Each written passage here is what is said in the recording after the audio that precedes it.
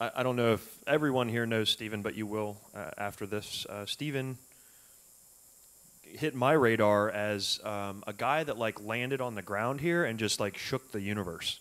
From California, has done a lot of really cool things in life, traveled the world, founded companies, sold things, run companies, and then came back to Cincinnati. He said, you know, I'm gonna go back to school to study urban planning.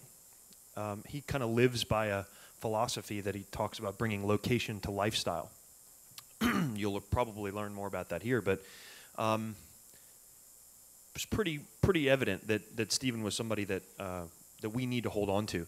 So in fact, what Stephen has done most recently is founded an organization called Bridging Broadway, which is it started as a casino steering committee, kind of a group of people stomping our feet and telling the people that were developing this casino area that we don't want just a casino. We don't want slot machines and cigarettes. We want an entertainment district. If Rodney was here, he would probably clap. So Stephen has led this initiative that has reached thousands of people, and the developers have listened. And if anybody has seen the plans and the ideas for what is to come, Stephen has been a big part of directing that process. So additionally, so we hired him. Stephen actually is a founder of Bridging Broadway, and he's actually the VP of Client Experience for Black Book. So honored to have him. Thank you for being willing to give the talk. So Stephen Samuels.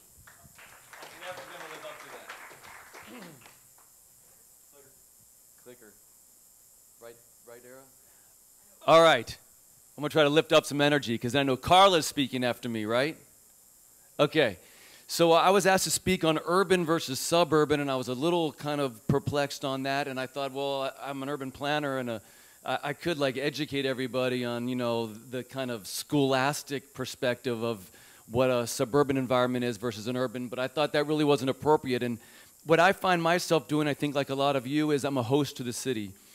And to new people that are here and trying to connect them with the right places and the right things to do. I do that for Black Book, and I do that with Bridging Broadway.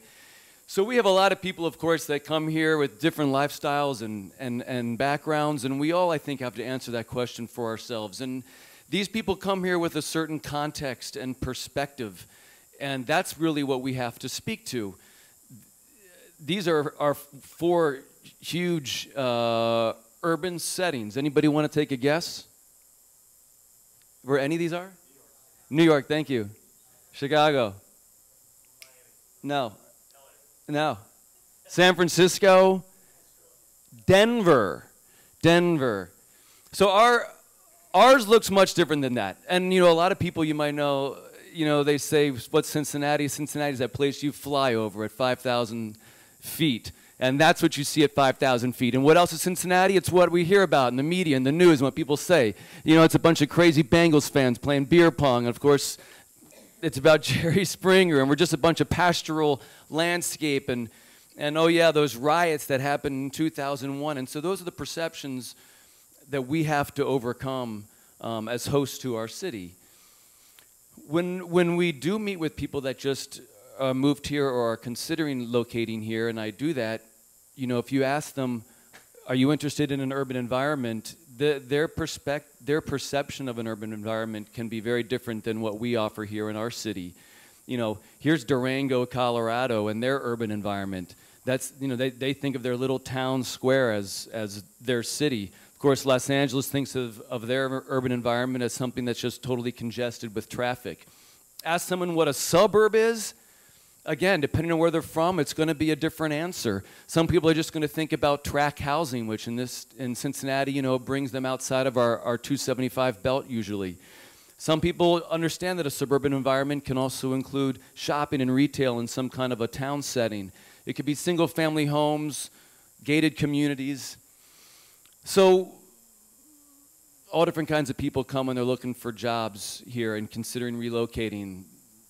I just picked a few, John and Samantha, you know, kind of cool, creative Christian types. They are actually Christian types. I'm not just saying that. They're for real. And, or Dr. Taylor, you know, the single guy from the West Coast, really physical and healthy and loves the ocean. Or the Sings, who are very family-oriented with a diverse background. So what do you do with these people? Well, you say, first of all, Cincinnati, we have 52 different neighborhoods. There is something from everyone here, and that's just inside of our city boundary, which has about 300,000 people in it. Because outside of our 52 neighborhoods, of course, we have many, many suburbs and little townships. And so when you really look at the Cincinnati metropolitan area, which does include a county or two in Indiana and a few counties in Kentucky, you end up with 2 million residents and lots of alternatives.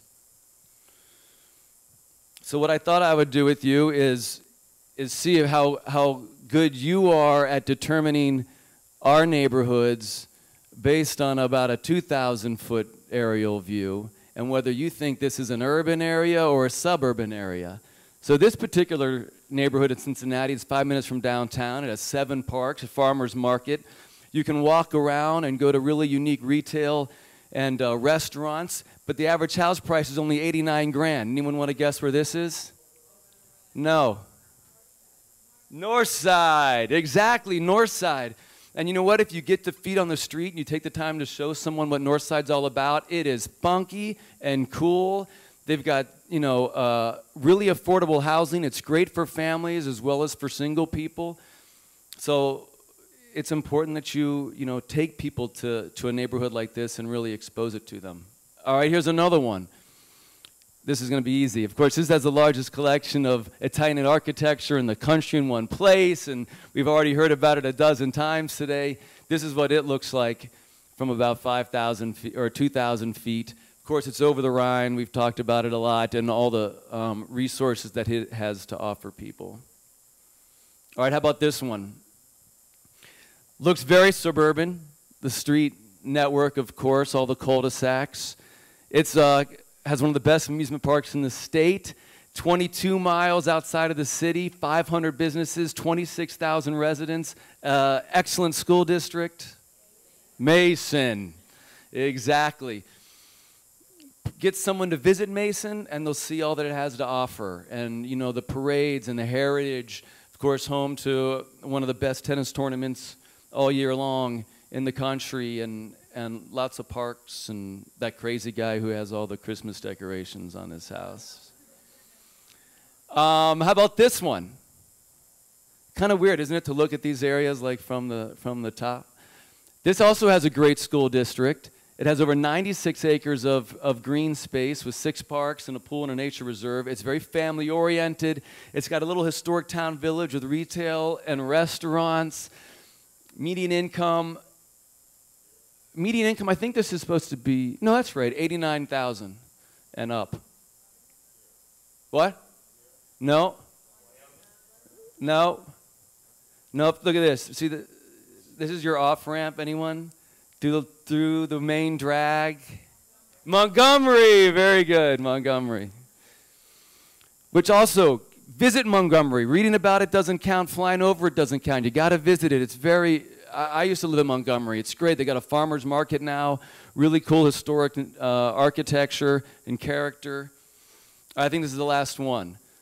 And I almost forget where I did. 4 square miles. Almost 50% of the people rent. Estimated value of a condo is 295 grand. Median age 35 years old. A very vibrant European-esque town square. Hyde Park, exactly. Kind of interesting how that looks from above. And so, my point is, you don't get it from about 5,000-foot view. You have to show people these areas, and if you're not doing that, or have someone in your department that's doing that, this isn't just a plug for Black Book, but it does take people getting on the ground and being taken around so that they can experience what these neighborhoods have to offer. Don't take at face value when they say, I like a suburban setting or an urban setting, because everybody's perspective is very different. And we have a lot of urban settings, suburban settings, and we have urban settings within suburban neighborhoods, you know, your little town squares. There's something for everyone here. You have to see it to believe it, and if you still don't believe what I'm saying, just to give you another way to look at things, you know, here's Haight-Ashbury in San Francisco. There's Columbia Tusculum. Here's Brookline, Massachusetts. I just took someone around, I think it was for LPK, for Brookline. Marymount. I mean, could be the same place. Here's Cabbagetown, Atlanta, a very cool neighborhood I used to live next to. There's Clifton, same place.